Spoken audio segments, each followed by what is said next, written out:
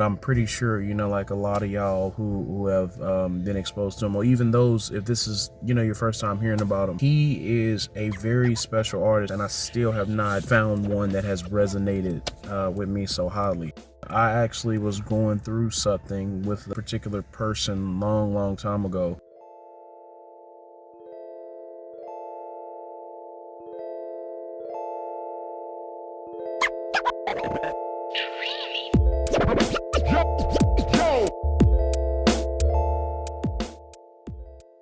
I actually was going through something with a particular person long time ago, and it was to the point to where like I thought, like I was just like, man, I can't do this anymore. Like it's too hectic, and I was like, screw it, I'm done with love. Like this, I'm tired of it. It hurts too much. It's just it's too much to handle.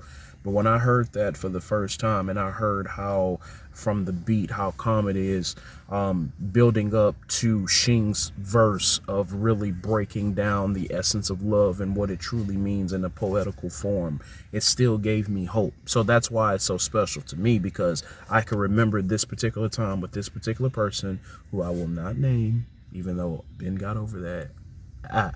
What do you say? It's funny how music put time in perspective. See, you know, and this is why this is my guy. See, that's a line, like yeah. No cap. So like, don't know too much about the Lovesick project or like why it happened or you know what's behind it. I do know like with Lovesick Part 3, these are Japanese producers and artists. Well, just those two, Sebajun and Shing O2, and he said the purpose of Lovesick Part 3 was, you know, some things that he was writing about, and then 9/11 just happened. So, you know, for them to say that, you know, this happened, it really ain't got much to do with them, but at the same time, they are just genuine people. To take the time to write about that speaks a lot on what rap and hip hop really is, you know, and it's just amazing to see that you shouldn't have to worry about race and color and stuff like that, or being biased or sexist and stuff like that. Just be you, be genuinely you, and just respect all as you would respect yourself.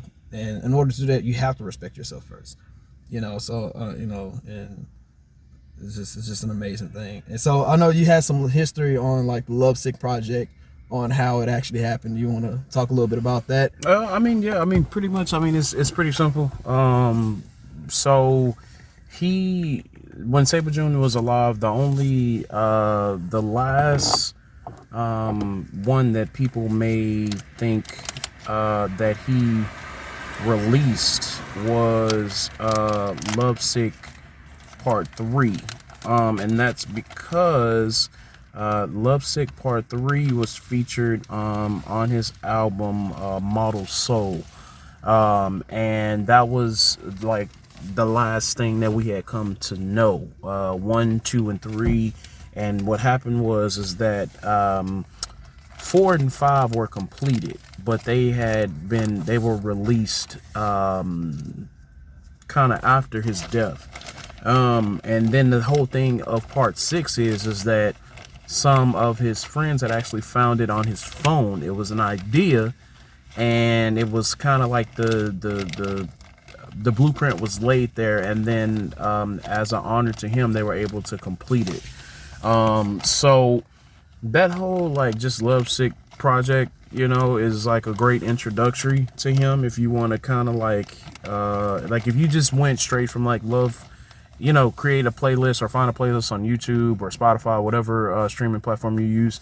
If you go from Part 1 to Part 6, you will literally within a short amount of time be able to get a sense of who he is as an artist, and that should be like able to build from there on, being able to like navigate through his catalog. Because there's a link.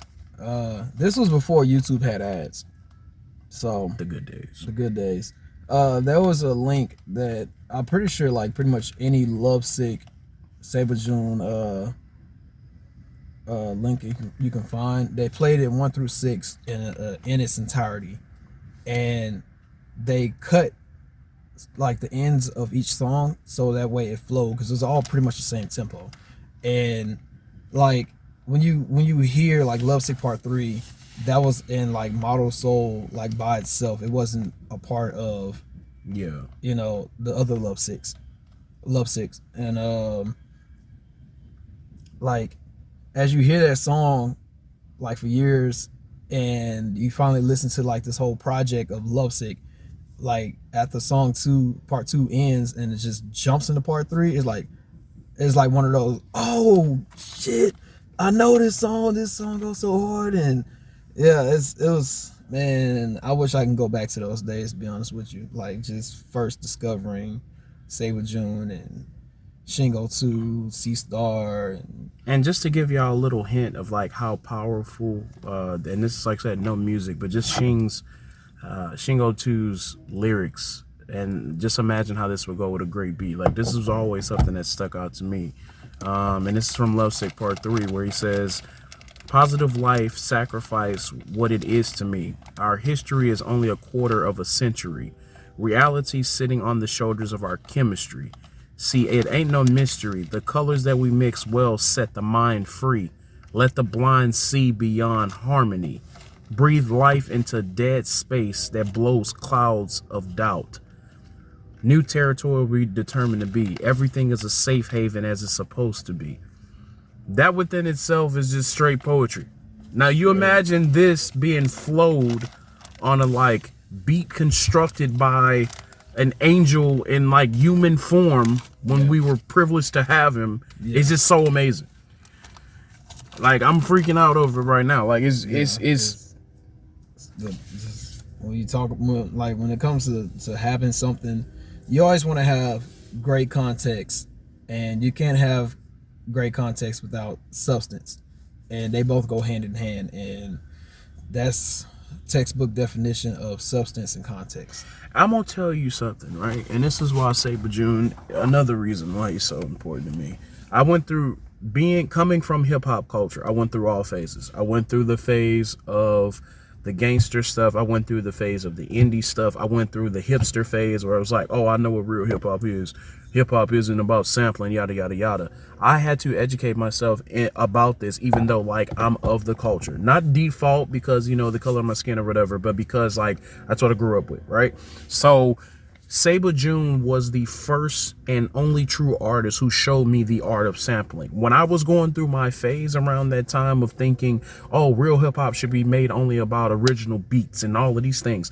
When I was listening to these things, I did not know that he sampled the piano loop. I didn't know he sampled the jazz saxophone, or that when he incorporated, you know, like the Richard Pryor sound clip and all of these things. He taught me all of this thing. Also terminology that is associated with this. Yeah. Like this is literally through his music. This is no research. This is nothing. This is blatantly off of his music. I was starting to be able to connect the dots. So because of him giving his beautiful light to us in the form of audio that we could like digest into our systems, I've been able to educate myself so much, and it's because of him that I'm so thankful of always being able to hold on to this. So it's like, you know, that whole thing of it's deeper than rap is deeper. It really is. Like he literally taught me so much, and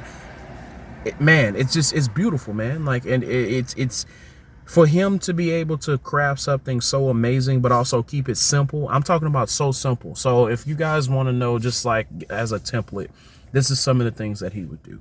He'll get a regular, just like boom, bap, like a beat like that, be crisp, clear, but it's sampled from somewhere else. And most of those great samples came back from like 50s, 60s, like from various artists who were like session musicians and did various stuff, yada, yada, yada.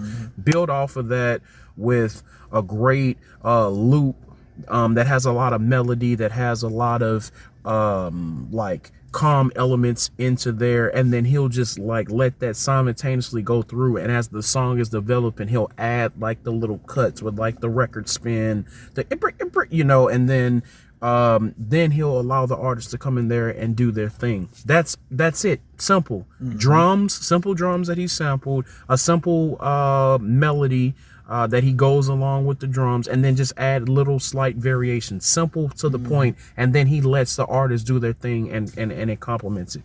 It doesn't get any better than that. Textbook of having context or content, both context. Yeah, so it's textbook of having context and then adding his substance to it. It's simple as making a peanut butter and jelly sandwich. Literally, all you need is the bread, all you need is the peanut butter, all you need is the jelly. You put it together in these simple steps, and it's going to deliver something that is beautiful and consumable for everybody. Doesn't matter. Not too literal. That's what I'm saying. Perf. But yeah. So rest in peace, Sebajun. We want to thank you for shedding your light to us. We want to thank you for teaching us so many things. I am personally forever in debt for you for saving my life on numerous occasions. And it's kind of hard because it's like emotional, but I'm a gangster, so we're gonna pull it through. I want to thank you, Sebajun, for showing us what it means to be able to embrace the simple things and to be able to really find enjoyment through not only ourselves but people who come from like-minded backgrounds. I still kind of distinctively remember, like when our relationship was developing many years ago. That was one of, like, other than like some of the other music we listened to, that was one of the things that we drawn into. I was like, what the hell, like, you listen to freaking Sebajun? And then we were just so freaked out, because it's one of those things to where it's like, if you're not in that realm and that particular scene, a lot of people have not been exposed. So I want to thank you for bringing people together, and we will continue to let your legacy live through us, and we will continue to keep your name in the light that it should be, because if it wasn't for your beautiful music and your spirit that you injected in every single project that you did, I really don't think that, honestly speaking, I really don't think that I would be able to have such a deep, affectionate and appreciation for music like I do because of you. So thank you so much, Sebajun. Thank you for everything. And then I also want to talk on, Shingo too. So he's just a true artist. Very true artist. So I wanted to talk about like his accent.